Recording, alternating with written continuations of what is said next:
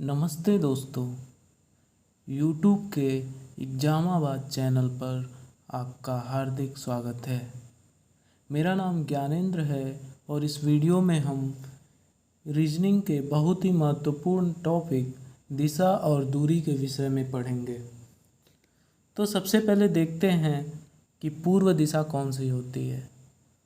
तो सूर्य जिस दिशा में उगते हैं उस दिशा को बोला जाता है पूर्व दिशा। पश्चिम दिशा, तो अगर आप सूर्य के तरफ मुख करके खड़े होते हैं तो आपके पीठ वाली जो दिशा होती है वो पश्चिम दिशा होती है। उत्तर दिशा, सूर्य की तरफ यदि आप मुख करके खड़े होते हैं तो आपके बाएं हाथ की जो दिशा होती है वह उत्तर दिशा होती है।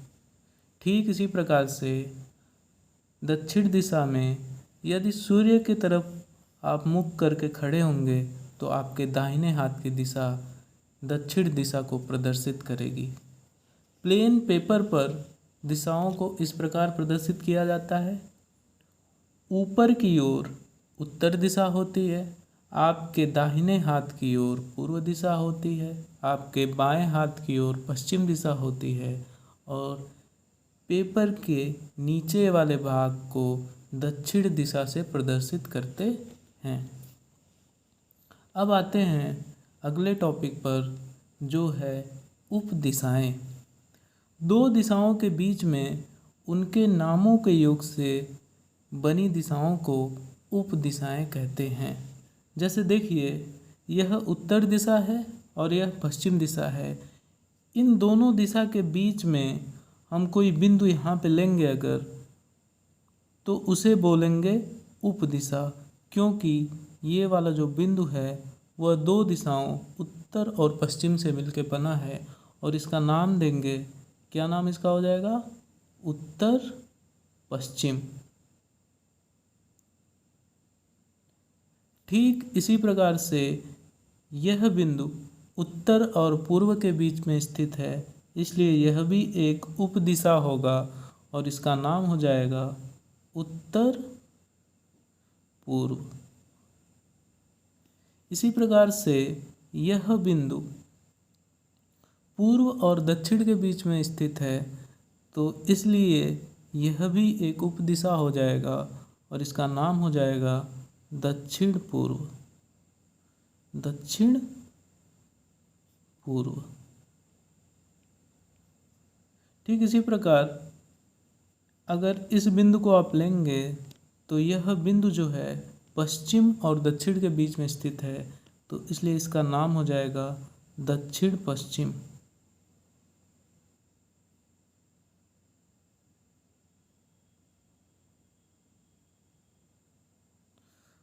तो उपदिशाएं किनको बोलते हैं? जो दो दिशाओं से मिलकर बनी होती हैं उन्हें बोलते हैं उपदिशा। जैसे उत्तर पश्चिम, उत्तर पूर्व, दक्षिण पूर्व और दक्षिण पश्चिम। अब आते हैं अगले टॉपिक पर।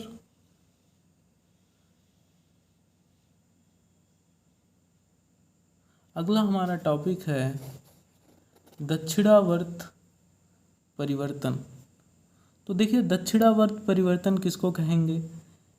यह एक आपका सर्कल बना हुआ है, इसे आप 0 अंश बोलेंगे, 0 डिग्री या 360 डिग्री। तो आप देखिए कि कोण कहाँ से बढ़ रहा है, किस साइड से इंक्रीज हो रहा है। तो यहाँ 0 है, फिर यहाँ 45 है, फिर 90 है, फिर 135 है, फिर 180। यानी कि एंगल आपका किधर से इंक्रीज हो रहा है? इधर से इंक्रीज हो रहा है, इधर से बढ़ रहा है। तो इस टाइप का जो आपका घूर्णन होता है, जो परिवर्तन होता है, उसको बोलते हैं दक्षिणावर्त परिवर्तन। अब आते हैं अगले टॉपिक पर जिसका नाम है वामावर्त परिवर्तन या एंटी क्लॉकवाइज रोटेशन। तो देखिए, यह दक्षिणावर्त का उल्टा है। यहाँ हो गया 0 डिग्री, अब इधर एंगल किधर से इंक्रीज हो रहा है? ये 0 डिग्री, फिर ये 45, फिर 90, तो इधर एंगल ऐसे इंक्रीज हो रहा है, इस टाइप से बढ़ता चला जा रहा है। तो इस टाइप का अगर कहीं परिवर्तन होता है, इस टाइप का घूर्णन होता है, तो उसको बोलते हैं वामावर्त परिवर्तन। अब आते हैं अगले टॉपिक पर, जो है दिशा और दूरी से संबंधित कुछ महत्वपूर्ण नियम। देखिए, सबसे पहला नियम क्या है?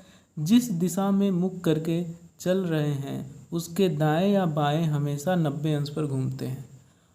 इसको हमेशा ध्यान में रखना है कि अगर आप किसी दिशा में चल रहे हैं और उस दिशा से दाहिने या बाएं अगर आपको घूमना है, तो अपने हाथ के दाहिने बाएं घूमते समय हमेशा 90 अंश पे घूमेंगे, 90 अंश पे घूमेंगे।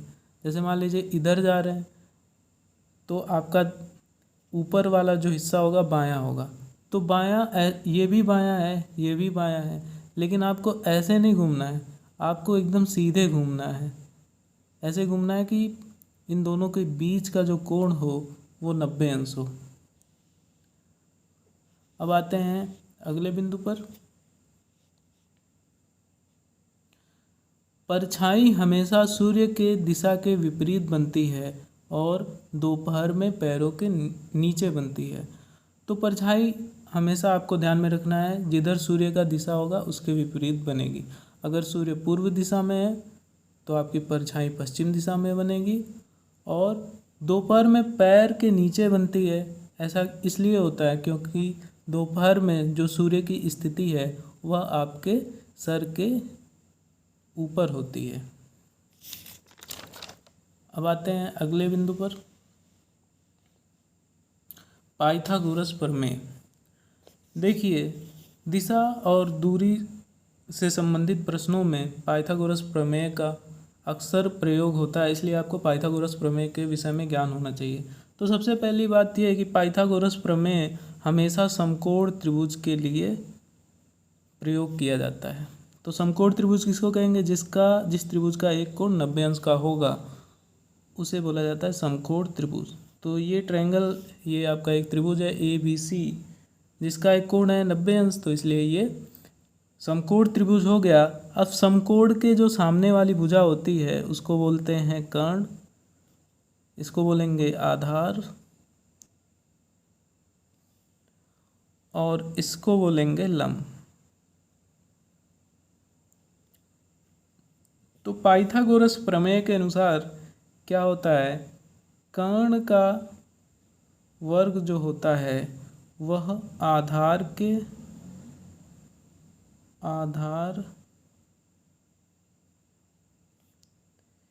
वर्ग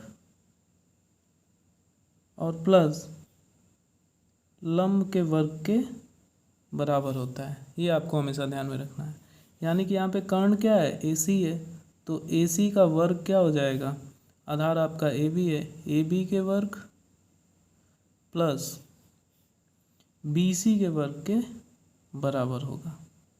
यही आपका पाइथागोरस प्रमेय है। अब एक उदाहरण कर लेते हैं पाइथागोरस प्रमेय पर आधारित।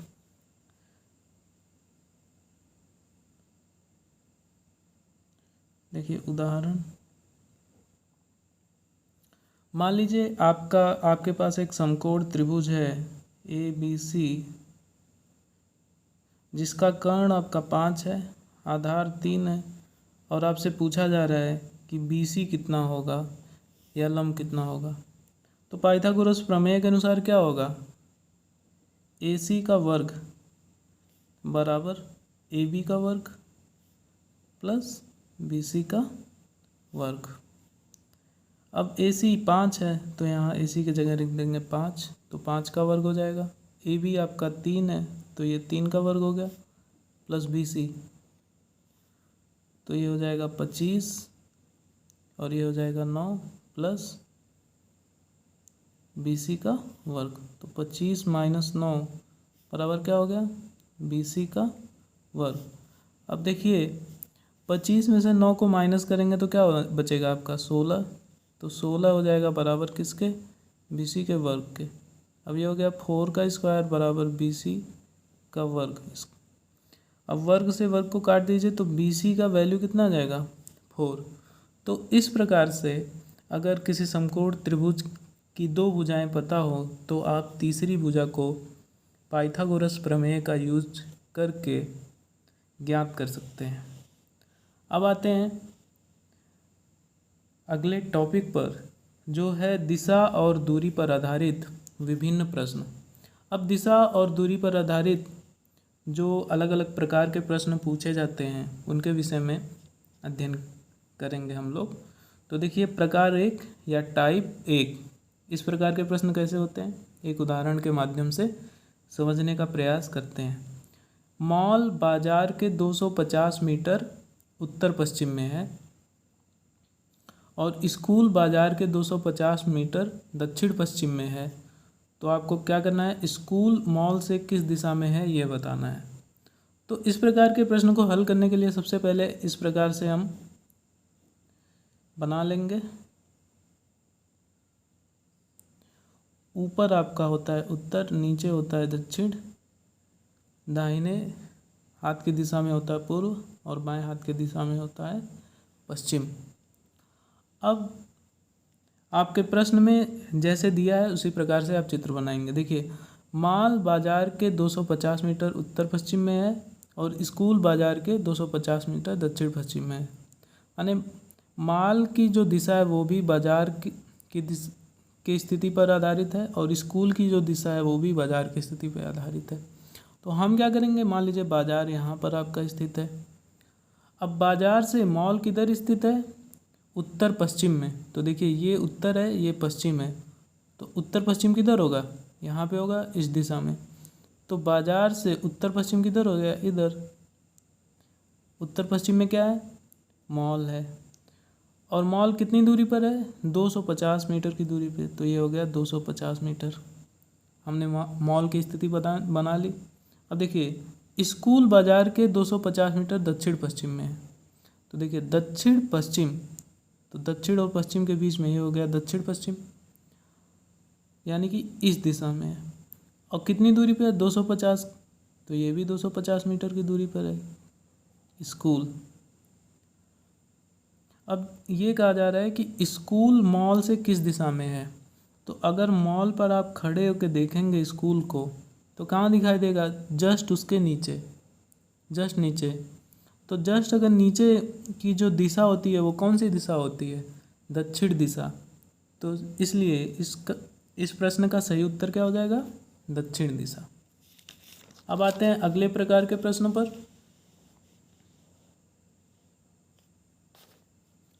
इसमें देखिए क्या कहा जा रहा है, एक व्यक्ति बिंदु ए से चलना प्रारंभ करता है। ठीक, एक व्यक्ति है जो बिंदु ए से चलना प्रारंभ करता है।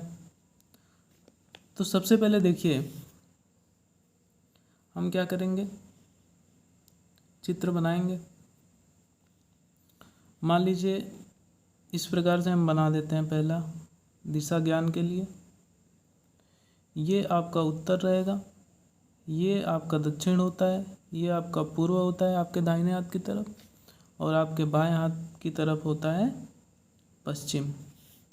अब जैसे जैसे ये कह रहे हैं उस प्रकार से हम चित्र बनाते चले जाएंगे। एक व्यक्ति है जो बिंदु ए से चलना प्रारंभ करता है। ठीक है, 30 मीटर किधर चलता है, 30 मीटर दक्षिण की ओर। तो मान लीजिए ए यहाँ पर स्थित है और यहाँ से 30 मीटर दक्षिण, तो दक्षिण किधर होगा, नीचे की तरफ। तो 30 मीटर दक्षिण चलता है, 30 मीटर दक्षिण चला। अब देखिए बिंदु बी पर पहुंचता है। अब ये हो गया आपका बिंदु बी, यहाँ पहुंच जाता है। इसके बाद वह दाएं मुड़ता है।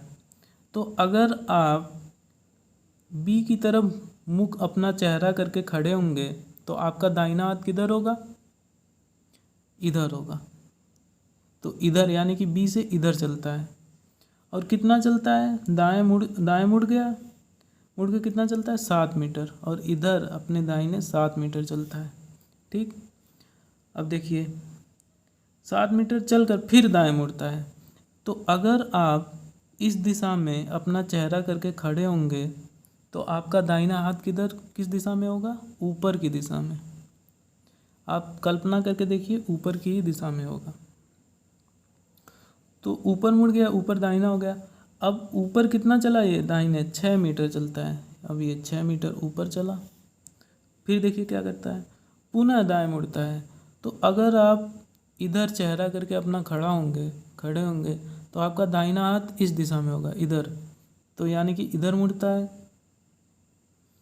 और कितना इधर मुड़ के चलता है? 7 मीटर। तो फिर से ही 7 मीटर चलता है, यहाँ आ जाता है।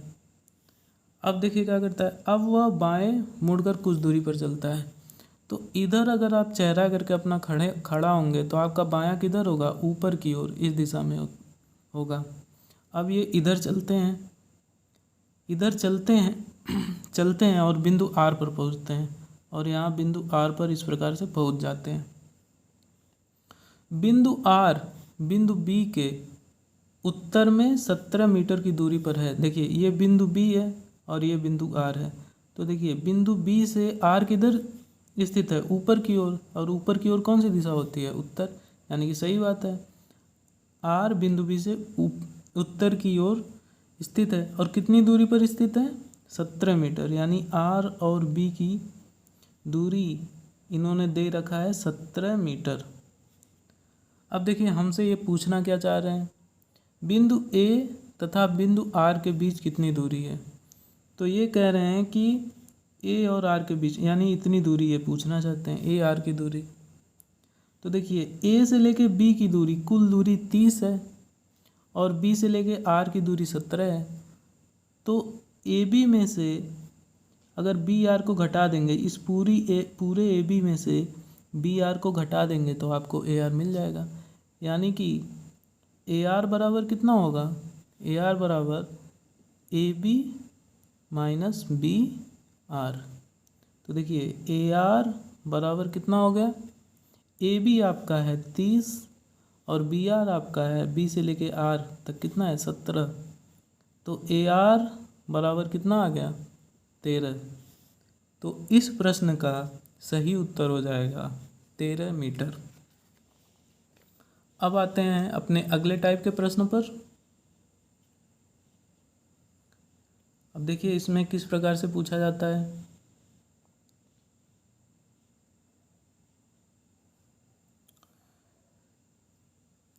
टाइप 3, एक व्यक्ति दक्षिण की ओर 12 मीटर चला। तो इसमें भी इस प्रकार से हम पहले दिशा बना लेंगे आपको समझाने के लिए। ऊपर की ओर होता है उत्तर, नीचे की ओर होता है दक्षिण, दाहिने हाथ की ओर होता है पूर्व और बाएं हाथ की ओर होता है पश्चिम। अब देखिए क्या करें, एक व्यक्ति दक्षिण की ओर 12 मीटर चला। तो एक व्यक्ति है, कोई पर्सन है, वो दक्षिण की ओर कितना चला? 12 मीटर। ठीक है, चल दिया 12 मीटर। फिर क्या कर रहा है, वो बाईं ओर मुड़कर 16 मीटर चल रहा है। तो अगर आप इस दिशा में अपना चेहरा करके खड़े होंगे तो बायां दिशा कौन सा होगा? बायां कौन होगा? इधर होगा। तो यानी कि इधर चला वो, और बाईं ओर कितना चला? 16 मीटर। तो इधर ये 16 मीटर चला। फिर देखिए क्या कर रहा है, उसके बाद फिर बाईं ओर मुड़ गया। तो अब आप इधर अगर चेहरा करके अपना चलेंगे तो बायां किधर होगा? ऊपर की ओर। तो फिर से ये ऊपर की ओर चला, और कितना चला? 12 मीटर। तो ये 12 मीटर ऊपर की ओर चला। ठीक, अब वह अपने प्रारंभिक स्थान से किस दिशा में तथा कितनी दूरी पर है। तो देखिए ये इसका प्रारंभिक स्थान है और ये इसका अंतिम स्थान है, एंड पॉइंट है। तो आपसे पूछ रहे हैं कि वह कितनी दूरी पर है। तो देखिए अब चूँकि ये 12 है, ये 12 है, ये 16 है, तो यह एक आयत बन गया, तो यह भी 16 हो जाएगा। यानी कि प्रारंभिक स्थान से जो उसकी दूरी है वो 16 मीटर की है, और प्रारंभिक स्थान से किस दिशा में है? इधर है। तो इधर की दिशा कौन सी होती है? पूर्व। तो दूरी कितनी हो गई? 16, और दिशा हो गई पूर्व।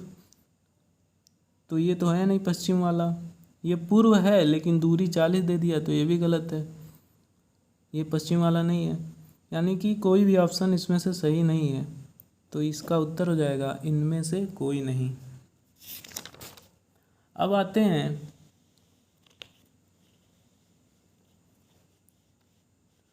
अगले टाइप पर, टाइप 4 पर। देखिए इसमें क्या कहा जा रहा है, एक घड़ी में 4:30 बज रहा है, 4:30 बज रहे हैं। यदि घंटे की सुई पूर्व की ओर हो तो मिनट की सुई किस दिशा को इंगित करेगी। तो देखिए ये हम घड़ी बना लेते हैं पहले। ऊपर की तरफ ये 12 हो गया, ये 6 हो गया, ये 3 हो गया और ये 9 हो गया। इधर हो गया 1, इधर हो गया 2, इधर हो गया 4, इधर हो गया 5, इधर हो गया 7, इधर हो गया 8, इधर हो गया 10 एंड दिस इज 11। अब देखिए आपसे कहा जा रहा है कि घड़ी में कितना बज रहा है, 4:30। तो 4:30 बज रहा है तो घंटे वाली सुई 4 और 5 के बीच में होगी इस तरह, और मिनट वाली सुई 6 पर होगी। इस प्रकार से बज रहा है। अब ये कह रहे हैं कि घंटे की जो सुई है वो पूर्व की ओर हो। ये वाली सुई को ये बता रहे हैं कि पूर्व है। ये वाली जो सुई है ये किधर है, ये कह रहे हैं कि पूर्व में है। ठीक, तो ये अगर पूर्व है तो पूर्व के पीछे क्या होता है, पश्चिम होता है। ये हो गया पश्चिम। और इस प्रकार से अगर इसको बनाएं तो देखिए पूर्व के दाहिने हाथ की दिशा में, पूर्व के दाहिने, ये दाहिने है ना, अगर इस दिशा में चेहरा करके खड़े होंगे तो आपका ये वाला जो दिशा आएगा इधर, वो दाहिना होगा। तो पूर्व के दाहिने कौन सी दिशा होती है, दक्षिण।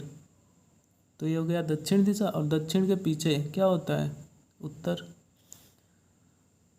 तो अब देखिए आपसे पूछा जा रहा है मिनट की सुई किस दिशा में है। तो मिनट, ये आपकी मिनट की सुई है, किस दिशा में है, पूर्व और दक्षिण के बीच में, यानी कि दक्षिण पूर्व दिशा में है। तो इस प्रकार, तो इसका उत्तर हो जाएगा दक्षिण पूर्व। अब आते हैं अगले पार्ट पर।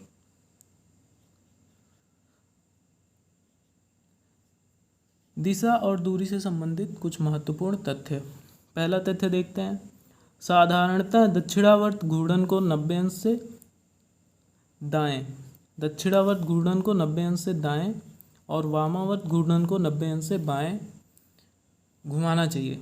जैसे मान लीजिए आप यहाँ पे खड़े हैं, इधर चेहरा करके खड़े हैं, पूर्व की ओर चेहरा करके खड़े हैं, तो आपका दाहिना किधर होगा, नीचे की तरफ होगा। तो आप इस प्रकार से घुमाएंगे, माने जिस स्थिति में आप खड़े हैं आपको हमेशा अपने दाहिने हाथ की तरफ अगर किसी चीज़ को घुमाते हैं तो वो होता है, दाहिने हाथ की तरफ घुमाएंगे तो वो होगा दक्षिणावर्त। और इस ठीक इसी स्थिति में आप खड़े हैं और आपका बायां ऊपर है, और बाएं हाथ की तरफ अगर आप किसी चीज़ को घुमाएंगे तो वो होगा वामावर्त। अब आते हैं अगले बिंदु पर। प्रारंभिक स्थान से अंतिम स्थान तक तय की गई दूरी कुल दूरी होती है। जैसे समझिए एक व्यक्ति ए है, पहले ऐसे चला, फिर ऐसे चला, फिर ऐसे चला, फिर ऐसे चला, ठीक है, बी सी डी ई ऐसे चला, ये 10 मीटर चला, फिर 5 चला, फिर 5 चला, फिर 5 चला। तो अगर आपसे पूछा जाए कि वह कितना दूरी चला तो आप ये नहीं करेंगे कि 10, 5, 5 सब जोड़ प्लस कर देंगे। आपको पहले स्थान से अंतिम स्थान की दूरी जो होगी वही इसकी एक्चुअल दूरी होगी। ये सब जोड़ने की आवश्यकता नहीं है। जो एक्चुअल दूरी है वो प्रारंभिक स्थान और अंतिम स्थान के बीच की जो दूरी है वही एक्चुअल दूरी है। So friend, please subscribe my channel and like the video. Bye bye.